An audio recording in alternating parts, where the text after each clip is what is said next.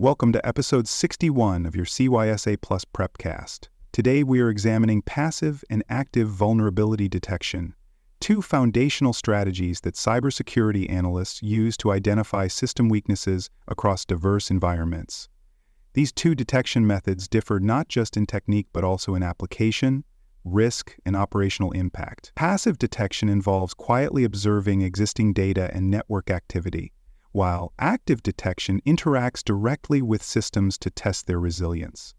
Understanding both approaches allows analysts to choose the right method for each situation and ensures accurate vulnerability visibility across internal, external, and cloud-based infrastructures. Mastery of passive and active detection will not only prepare you for the CySA Plus exam, but will also equip you with the operational flexibility to protect complex digital environments in real-world scenarios. Let us begin by clearly defining passive vulnerability detection. Passive detection involves the use of monitoring tools to analyze existing network traffic, system logs, and environmental data without initiating any direct interaction with the devices or systems being monitored. Rather than sending probes or queries, passive detection relies on observing what is already happening in the network. This includes identifying systems by their traffic patterns, analyzing data payloads, and correlating observed behaviors with known vulnerability signatures. Because it does not generate any new traffic or system load, passive detection is considered a non-intrusive method that minimizes the chance of disrupting operations. Passive scanning relies heavily on monitoring tools that are configured to collect and analyze data as it flows through the network. Analysts use network sensors, packet capture tools, intrusion detection systems, and security information and event management platforms to capture this data and examine it for signs of known vulnerabilities. For example, if an application sends unencrypted authentication data, passive monitoring tools may detect the lack of encryption and flag the communication as a security risk. Similarly, analysts can identify outdated software versions or unauthorized devices simply by analyzing normal communication traffic. One of the most important advantages of passive detection is that it does not interfere with systems. Since there is no active querying or probing, business operations continue without interruption. This makes passive scanning ideal for sensitive environments where uptime is critical and where systems may be fragile or difficult to reboot. Examples include healthcare networks, manufacturing control systems, and other industrial environments where scanning-induced performance degradation could have serious consequences. In these cases, passive detection allows for continuous monitoring without introducing operational risk. Analysts frequently rely on passive detection in mission-critical environments where scanning-induced disruptions are unacceptable. Passive methods offer visibility into vulnerabilities while maintaining compliance with strict uptime or availability requirements. For example, in environments governed by service-level agreements or real-time operational processes, passive monitoring ensures that analysts can observe and react to security concerns without triggering downtime or alerting users to behind-the-scenes security activity. Passive detection is particularly useful for identifying certain types of vulnerabilities that appear in transmitted data or observable system behavior. These might include insecure protocol use, exposed credentials, data leakage, or outdated software versions that can be inferred from service banners or metadata in network traffic. Analysts can detect these risks by carefully analyzing the context and contents of communications between systems. While passive scanning does not interact with devices directly, it still offers valuable insight into the state of system configurations and behaviors. Continuous monitoring is one of the major benefits of passive detection. Unlike active scanning, which is typically scheduled at intervals, passive tools operate constantly. They examine every packet that passes through the monitored segment of the network, offering real-time detection of newly introduced vulnerabilities or configuration changes. This immediate visibility enables rapid response to emerging risks, especially when integrated with alerting systems or automated response workflow. Continuous passive monitoring fills in the gaps between active scans and provides baseline awareness of the network's day-to-day health.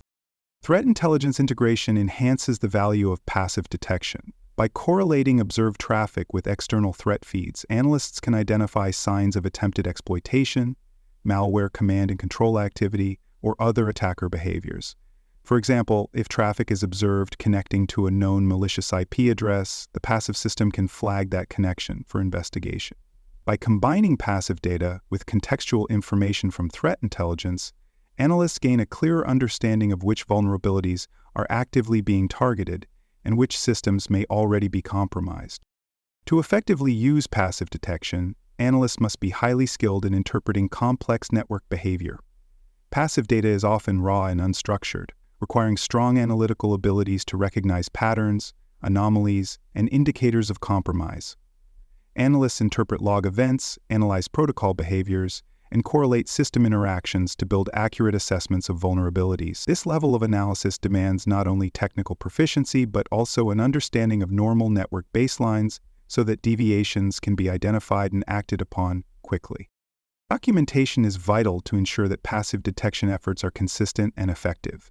Analysts document which tools are used, what data sources are monitored, how alerts are generated, and what procedures are followed during investigation.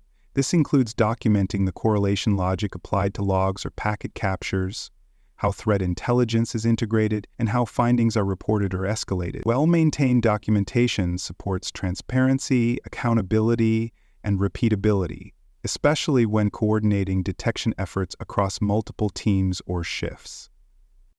As threats evolve and environments change, passive detection strategies must be continuously refined.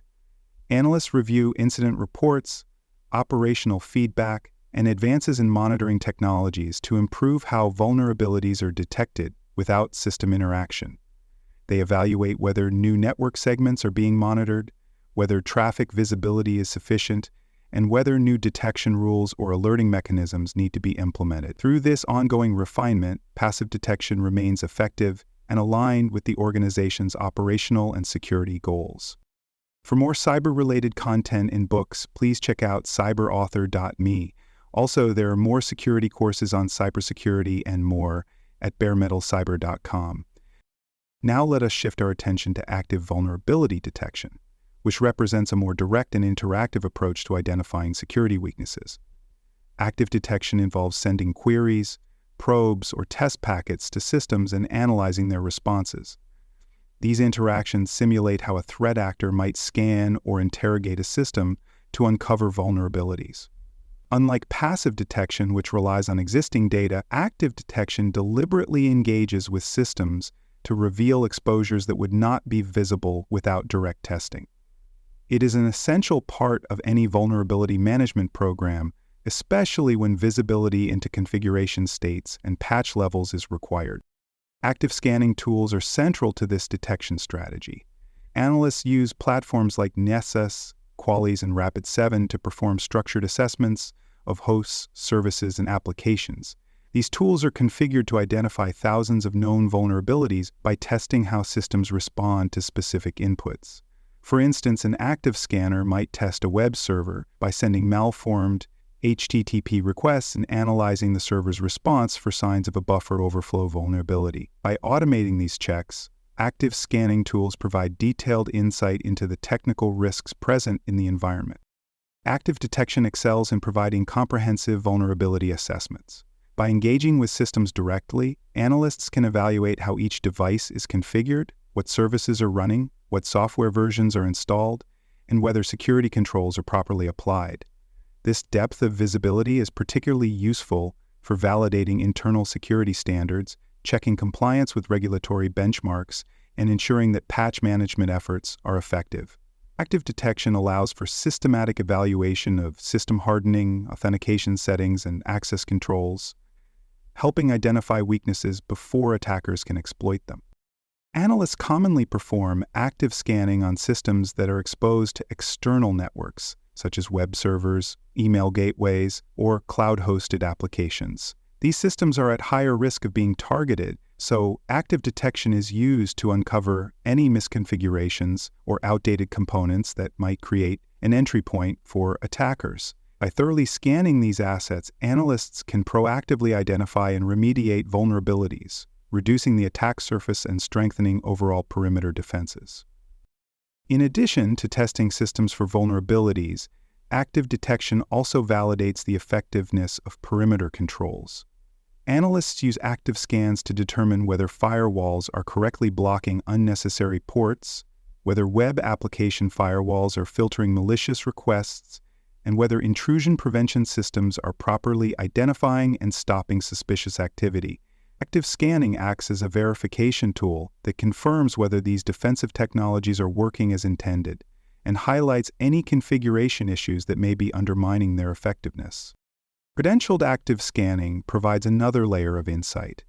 When analysts use valid credentials to conduct active scans, they gain access to more detailed internal information. This allows for evaluation of patch levels, service configurations, and user permissions across endpoints and servers. Credentialed scans significantly improve detection accuracy by reducing reliance on inference and by eliminating many of the false positives that are common in non-credentialed assessments. These scans are particularly important for high-value internal systems, where configuration drift and unpatched vulnerabilities pose significant operational risks. Despite its advantages, active scanning must be carefully planned to avoid unintentional disruption. Scanning large numbers of systems or using aggressive scan settings can consume significant bandwidth, impact system performance, or trigger false alarms in monitoring systems. To mitigate these risks, analysts schedule active scans during off-hours or maintenance windows. They also coordinate with IT teams and system owners to ensure that the scanning schedule aligns with operational requirements and avoids interfering with critical processes. Active vulnerability detection is often integrated with asset inventory systems, patch management platforms, and risk assessment workflows. This integration ensures that detected vulnerabilities are automatically linked to the appropriate systems, assigned remediation timelines, and tracked through the resolution process. Integration also helps analysts maintain an up-to-date view of which systems are compliant, which are in need of remediation, and which vulnerabilities have already been addressed. This coordination enhances visibility, accountability, and operational efficiency across the cybersecurity program. Secure configuration of active scanning platforms is essential for operational integrity. Analysts implement access controls, audit logging, encrypted communication channels, and authentication mechanisms to ensure that scan data is protected and that only authorized personnel can initiate or modify scans. Misconfigured scanners, or poorly secured credentials, can expose the organization to new risks, making it critical that active detection systems are managed with the same rigor as any other sensitive security infrastructure. Documentation completes the active detection lifecycle. Analysts record scanning procedures, scope, tool configurations, scheduling logic, and remediation actions.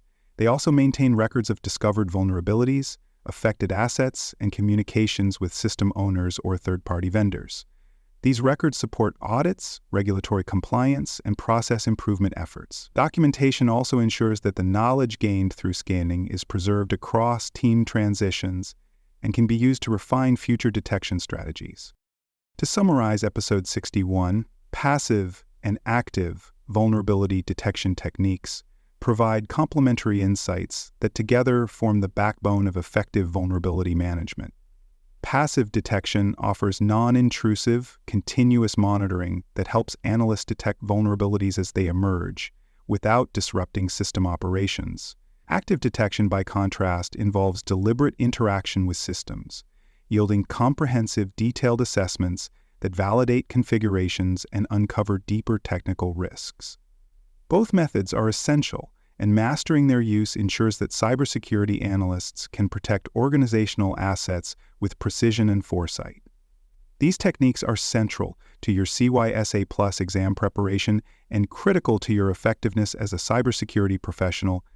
Stay tuned as we continue your detailed journey towards CySA Plus certification success. Thanks for listening. To learn more about cybersecurity, please visit baremetalcyber.com.